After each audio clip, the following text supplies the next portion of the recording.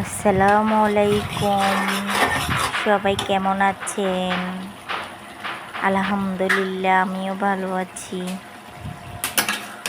তো সবাই নাস্তা করছেন, কি করতেছেন কমেন্টে জানাবেন।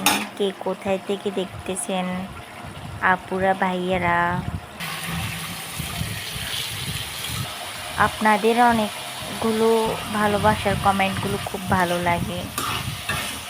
যারা আমাকে অনেক সাপোর্ট করেন তাদেরকে অনেক অনেক ধন্যবাদ, অনেক দোয়া ও ভালোবাসা রইল।